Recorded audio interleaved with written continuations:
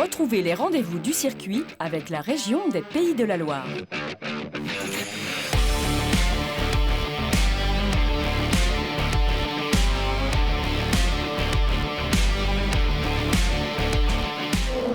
Les rendez-vous au circuit, deuxième édition. Vous le voyez, nous sommes au cœur du village et qu'est-ce qu'il nous a manqué, ce village vivant sur le circuit. Et le public, puisque vous le savez, enfin le public est revenu ce mercredi, 50 000 spectateurs, jauge fermée. Mais c'est toujours mieux que rien. En tout cas, nous avons fait un petit micro-trottoir et les gens sont absolument ravis d'être là, vous le verrez. Ça, c'est pour le début de l'émission. Dans l'actu, vous le savez, les premiers essais libres cet après-midi. Et ça marche bien, hein. Pour l'hypercar, il y a du coude à coude entre les trois teams. Nous avons rencontré également Thomas Laurent qui a été embauché à la dernière minute comme pilote sur Idexport en LMP2 qui a marqué de très très bons temps lors des journées test de dimanche et qui s'est pas mal débrouillé également ce mercredi, vous le verrez. Et puis l'entretien aujourd'hui, Dominique Leménard, président du département de la Sarthe, nous lui avons demandé quelles étaient les attentes du département autour de cette course, puisque vous le savez, c'est quand même l'un des événements majeurs, si ce n'est l'événement majeur pour notre département de la Sarthe. Deuxième partie, vous le verrez, du magazine avec justement la fermeture du circuit au petit matin. Il était 3h30 du matin quand les équipes départementales ont fermé le circuit et cette piste, puisque vous le savez, nous roulons toute l'année sur cette route départementale qui fait partie des 13 km 6 de la piste des 24 heures du Mans, et puis rencontre avec le nouveau président de l'association des commissaires. Tout ça, c'est maintenant. Ça fait plaisir, hein, ça fait plaisir de retrouver les habitudes. Après, c'est vrai que c'est un petit peu désert pour l'instant, mais c'est le début, je pense. C'est un bon début, c'est pour voir si ça fonctionne. Je pense que c'est bien comme ça. Retour et découverte du coup pour ma petite fille qui découvre à peu près au même âge que moi. J'avais 3 ans et demi à peu près quand je suis venu la première fois. Donc ça fait beaucoup de plaisir. Ça fait bizarre aussi de revoir un petit peu plein de monde. Mais ça se passe bien. On est content de revoir les voitures rouler, de revoir du public. Et puis avoir un semblant de vie normale là en ce moment. C'est le bonheur après la frustration de l'année dernière en fait. C'est surtout ça. C'est retrouver l'ambiance, le bruit, effectivement les odeurs, et puis le plaisir de la course. Aujourd'hui ont débuté les premiers essais libres en hypercar. Toyota et Alpine ont joué des coudes avec des chronos autour à 3 minutes 29 et 300 centièmes. Toyota est en tête, mais Alpine tire son épingle du jeu. Oui, en effet, ça se passe bien, on travaille. Plutôt des tests de validation, d'endurance, pneus, consommation, c'est l'objet des free practice. Mais on est aussi en performance, on n'est pas trop mal. On est dans le groupe avec les autres, donc ça promet quand même une belle lutte. Les trois de tête sont suivis par des LMP2 de United Autosport et de G-Drive Racing. Lors de ces premiers essais, 2 hypercars Glickenhaus suivent. En 4e et 5e position, elles se sont bien comportées. Catégorie LMP2, les locaux de l'étape, les Sartois SO 24, sont pour l'instant en bas du tableau, 28e. Focus également sur Idexport qui se classe 10e pour l'instant au général avec le pilote Paul Chatin qui s'était également illustré lors des journées tests.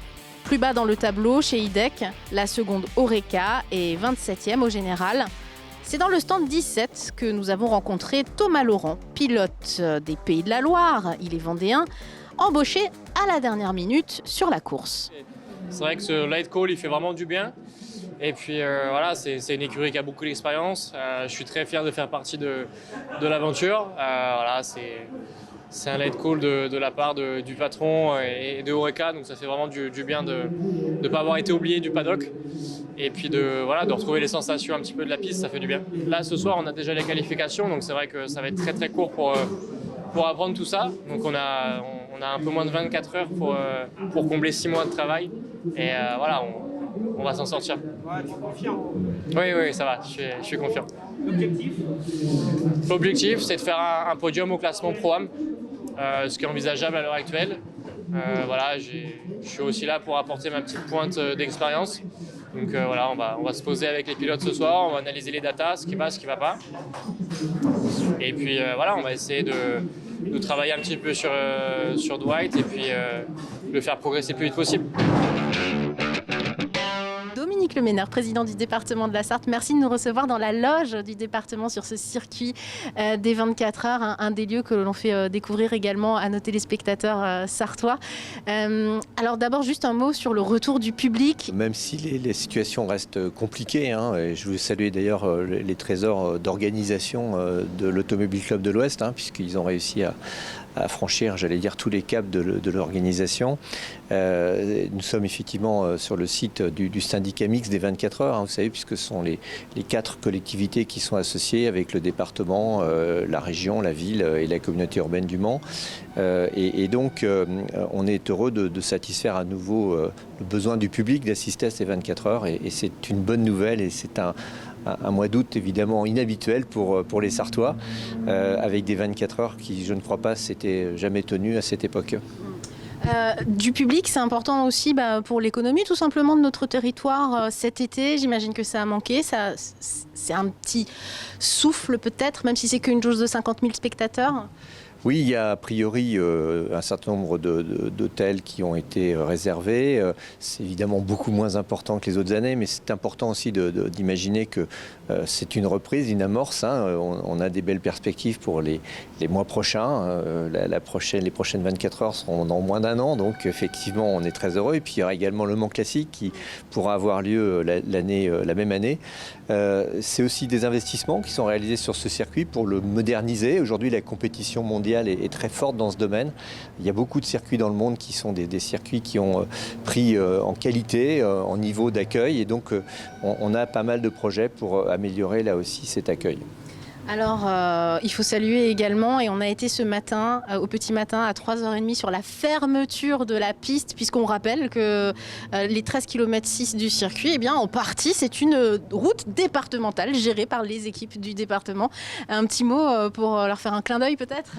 Oui, alors c'est vrai qu'on a pris l'habitude chaque année d'avoir ce rendez-vous un peu compliqué la nuit ou tôt le matin pour préparer cette route des Hunaudières, qui est une route d'ailleurs que nous entretenons avec le revêtement qui est un peu spécial. C'est un revêtement très précis avec peu de défauts, j'allais dire. Et les personnels du département sont aux avant-postes pour favoriser l'installation des rails de sécurité et évidemment de les démonter. Mais aussi en marge de cela, c'est l'organisation du circuit. Parce que comme on a une route qui est fermée et que c'est une départementale importante, il faut également mettre en place un balisage pour le reste des routes du département. Et je veux également les remercier pour leur action. Alors un mot sur l'avenir et la mission H24, l'hydrogène au cœur aussi des projets. On sait que les collectivités, notamment le département de la Sarthe, accompagnent ces projets de zéro émission carbone tout simplement. C'est vraiment l'avenir pour vous de la voiture en fait ?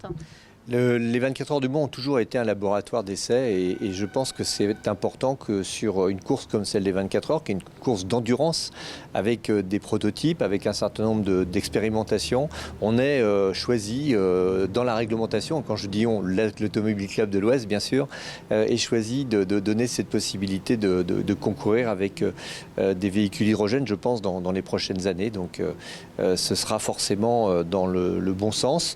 Un premier développement qui sera sans doute un développement en faveur des transports collectifs. On voit d'ailleurs qu'un certain nombre de collectivités s'équipent de matériel qui vont pouvoir circuler avec de l'hydrogène. À titre personnel, vous êtes fan de 24 heures ? Oui, moi je crois que j'ai pas dû manquer beaucoup d'éditions, comme beaucoup de Sartois. Principalement, on venait plutôt aux essais d'ailleurs. C'était le moment où on rencontre plus de Sartois. Et puis aujourd'hui, cette course qui est avec un très beau plateau. Donc on les encourage à venir voir tous dans la mesure de leurs possibilités et des contraintes sanitaires. Merci beaucoup Dominique Leménard. Et justement, la fermeture du circuit, je vous le disais en sommaire, on en parlait avec Dominique Leménard à l'instant. Elle a été effectuée ce matin à 3h30. Notre reportage réalisé par Margot Bianco, notre journaliste in situ avec les équipes. Et puis tout de suite après, rencontre avec le nouveau commissaire, président de l'association des commissaires du circuit des 24 heures, Alain Tanier. Vous allez le voir, des passionnés. Très tôt dans la nuit ce mercredi, une vingtaine d'agents du département s'attellent au montage du circuit des 24 heures. Sur les 13 km de l'épreuve emblématique, 9 sont des portions de route départementale. Cette configuration avec une course d'ampleur mondiale est unique en Sarthe et donc c'est très motivant pour nos équipes de procéder à ces opérations. Donc la transformation de la piste là, elle est bien pilotée par l'organisateur, l'Automobile Club de l'Ouest, et y participent des entreprises ainsi que nous, les équipes du département. En à peine 3 heures, la direction des routes retire les signalisations et les balises de virage gênantes pour la course. Des glissières sont montées et les bandes de rive sont replacées de manière à guider les pilotes. Alors les équipes du département, elles vont avoir une action sur la piste mais également en dehors de la piste pour prévoir les itinéraires de déviation. Puisque les routes sont coupées, il faut bien organiser la circulation des véhicules qui restent sur le réseau routier. Ces modifications de circulation sont effectives jusqu'à 2 heures après la course ce dimanche 22 août, soit un retour à la normale vers 18 heures.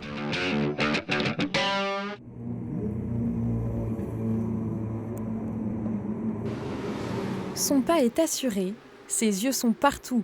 Il est surnommé le shérif des paddocks. Alain Tanier, le nouveau président de l'amicale des commissaires du circuit des 24 heures du Mans, a débuté sa carrière de commissaire de piste en 1979. Ça doit faire à peu près 40 ans que je suis dans les stands. J'ai toujours trouvé du plaisir. C'est tellement bien d'aller voir les mécanos, d'aller voir les chefs de team. Et comme j'ai fait les championnats du monde, bon, je les connais tous. Alors, et eux me connaissent, ils savent comment je vais réagir. Donc c'est vrai que quand je passe quelque part, ils disent « Oh le là !» Tout autour du circuit ou sur la ligne des paddocks, ils sont plus de 1400 commissaires à surveiller, protéger, vérifier et alerter.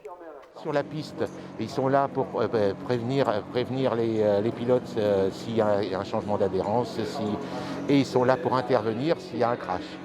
Le commissaire de stand, lui, il est là pour contrôler l'arrêt, que l'arrêt soit fait dans les règles imposées par le règlement, quoi. Donc il y a différents règlements dans différentes courses. C'est un petit peu la différence, mais c'est le même boulot. Le commissaire de piste, si un pilote a fait une bêtise, il va le signaler à la direction de course, il va faire un rapport. Et nous, s'il y a une bêtise dans les stands, on fait un rapport et on l'emmène à la direction. Une même passion de la rigueur est partagée par ces professionnels, mais c'est bien la célèbre course sartoise qu'ils convoitent tous avec entrain. Dans tous les pays, on me demande comment on fait pour venir aux 24 heures. Dans tous les pays, le Japon, la Chine, ils ont envie de venir aux 24 heures. Et cette 89e édition retrouve cette année son public qui lui avait tant manqué l'an dernier. La jauge est limitée à 50 000 spectateurs. Avec le plateau qu'il y a, ça va être une super course. C'est sûr, ça va être encore mieux en 2022 et en 2023. Mais là, on va voir des nouveaux prototypes, on va voir c'est merveilleux. Hein. Puis chaque compétiteur est tellement engagé pour faire des bons 24 heures qu'on va avoir des super 24 heures. Des tribunes à la piste, en passant par les stands, la fibre des 24 heures du Mans se partage, toujours avec autant de vivacité. Voilà, les premiers essais libres sont terminés ce mercredi. On embraye en début de soirée sur les essais qualificatifs. Là, actuellement, on se quitte avec les premiers tours et les premiers essais de la Fun Cup Volkswagen. Une centaine de coccinelles qui tournent sur ce circuit, mais on vous en reparlera dans d'autres éditions. D'ici là, très bonne soirée sur LMTV et rendez-vous bien sûr au circuit ce jeudi, 19h30, 20h45 pour la suite de la course.